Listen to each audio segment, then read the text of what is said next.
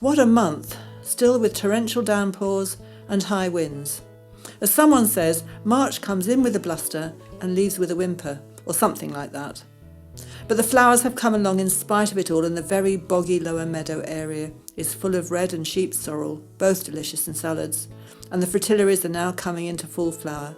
Slightly early, but I'm getting used to this seasonal mush-up. I especially like the white ones, though they are all delightful with their checkerboard patterning, hence the name. Also, in the rough lower meadow, we have our ubiquitous horsetails coming through. And this month was a rush to get all the spore heads into sacks before they could spread themselves around. Inevitably, we didn't manage all of them, but we did a pretty good job. Yellow is the colour for these first few weeks of March, daffodils and primroses, with the lovely smaller varieties in our upper rough grass patches, and the paler native daffodils in the woodland garden.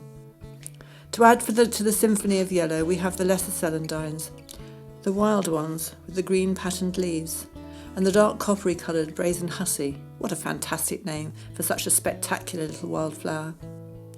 It will all disappear in a few short weeks and the ground will be covered with other things, but for these few weeks I celebrate yellow, although that is not all we have here. The golden saxifrage spreads like a luxurious carpet, and the wild-flowered white garlics dot themselves in between everything else. They are all potential thugs, but diminutive ones, and seem to match each other in their respective bids for world dominance. Nothing outdoes the horsetails for success in that direction, though. With them it is the start of a 9-month war. As the middle story of shrubs in the woodland garden, you can't really beat hydrangeas for these slightly damp, acidic, shady conditions. I left all the flower heads on, but in early March it takes me a few days of pruning to remove each and every head, cut back the damaged or weaker growth, and encourage some stronger shoots for this year flowers to appear on. I find this a very calming task, a rhythmic, repetitive task that allows me to listen more acutely to the birds and the feel of the woods down here. Their song is so loud at this time of year. We tried recording it, but don't have the right equipment.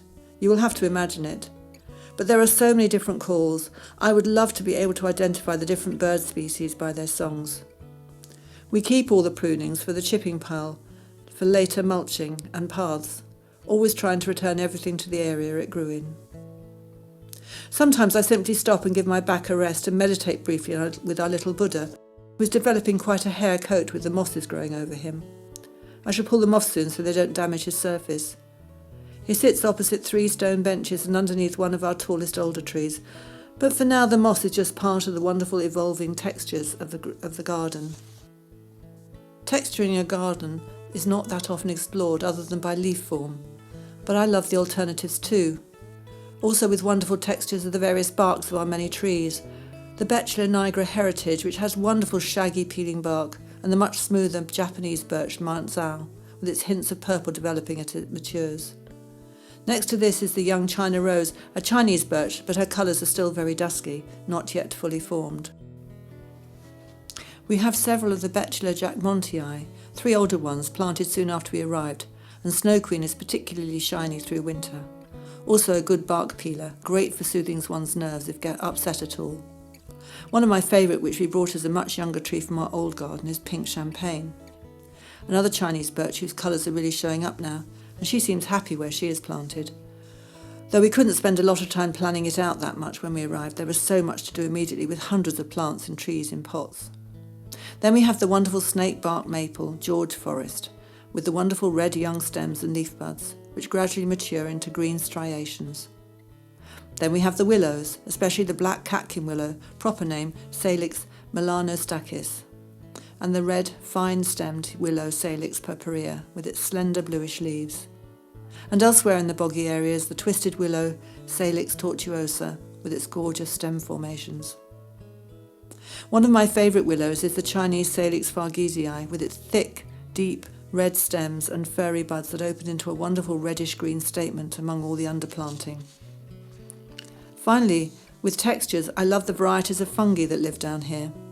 Different forms growing on the various logs and fallen wood we leave in piles around the place to create habitats for whatever wants them. These change colour and form through the year, and then die back, and move on to something else when their host log is fully returned to the earth. It is a fantastic process, fascinating. These are both forms of turkey tails, which have medicinal properties which I might explore if I have time before I go off on my travels once more. But they're basically antiviral and anti-cancer. Coming to an end now after 3 months of glorious showing are the hellebores. Many are still in full flower, especially those ones who budded up slightly later, perhaps to do with the amount of light or shade they are in. Take a moment to savour their delicate beauty and admire their strength and hardiness. Even when in seed pod formation, they continue to be glorious, and I will allow those seeds to scatter themselves and see how they germinate. I found at least another dozen this year from last year's seed and have transplanted them elsewhere. Can one have too many hellebores? Is it even a question worth asking? March is becoming a blossom month. There is the almond blossom first, followed by the magnolias in full bloom, and enough dry, calm days not to smash it all to brown, mushy pulp. Then the plum trees are covered in spring snow with their white flowers. I hope enough get pollinated this year. We had such storms in blossom last year, we only had about a dozen plums off 5 trees. I freeze them to eat with our porridge and make plum jam for our scones with them. In the upper planting boxes we built last year, there is the dwarf Chinese cherry, Kojo no Mai, with its delicate blush, white-pink flowers and slightly twisted stems. On a grander scale, the later camellias are now also flowering, giving us a solid 2 months of colour, mostly deep shades of red. There is one white one though, but her flowers have been discoloured by the bad weather and are all coming out white and brown. My mother gave me this plant many years ago now. She's been dead for about 10 years, and we had a very deeply damaged relationship. But the odd plant reminds me of her, and I'm still sad that we could not have had a relationship that was not a war zone. I have, of course, written about that elsewhere. The woodland garden is starting to come really alive with so many plants showing their stuff. The ferns are very strong and the various forms come through, some looking like hairy spiders and others delicately testing the space with slender dark filaments. Some unfurl stiffly upright and others more relaxedly. It is this huge fern family that offers us so many opportunities to experiment with them and their beauty. If I am forced to dig up much of the woodland to manage it with my back collapsing problems, I think the ferns will all stay alongside the trees and shrubs.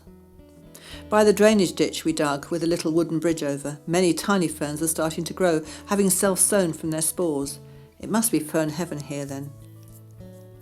The pond is slowly filling up with algae again, and the mallards have only been back once recently. Soon they will be too busy sitting on eggs. I'm surprised they are not already doing so. But the pond is another source of delight and colour, with the beautiful yellow marsh marigolds, Caltha palustris, in flower, and also the more delicate white water hawthorn. Next to the pond is the stunning acer already unfurling its leaves called Orange Dream. It packs such a colourful visual punch in the house, even though it is a small tree. Other growth is showing through everywhere, with reddish, ferny, frothy astilbe shoots, and Euphorbia dulcis, a form of wood spurge that is fairly widespread and reproduces itself easily on our land. I bought one small clump from our old garden and it is settling in well here. It is nestled amongst the leaves of a creeping or brook saxifrage, which will later on have ethereal moth-like flowers above its foliage. This little plant sends out copious runners and is a prolific chloralizer, but I'd love it so. That's mostly it for now. Some peely leaves are unfurling. There will be far more in only a week or so. We also have our first Primula Himalayan in flower, coming up between a growing mass of wood anemone. And in front of the house we have beautiful white fragrant daffodil thalia, with some great hyacinths, spring heathers, and the vivid yellow coronilla, and other little vignettes, such as the soft grey lamb's ears or stachys with bright blue forget-me-nots, all self-sown. Nature does it so well. There's not much of a colour scheme here, just plants we like being allowed to self-sow and scatter themselves around. It is colourful though, and our pots of tulips are out here this year since the terrace is only just complete, and not yet completely ready to cover with herb and flower pots and tables and all the other paraphernalia of our lives. Finally, we have the shots of the development of the upper terrace by the kitchen door by my son, who did a great job lifting up all the old concrete and slabs, and then developed an abscess in his underarm, which left him unable to continue to work. So David has done it slowly, a few slabs at a time as his ageing back could manage, and now it is done. It is a huge improvement on the decking that we inherited, which was lethal in winter, and underneath that some horrendous 70s dyed concrete slabs.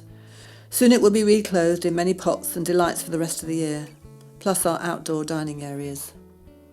And now we're looking forward to April.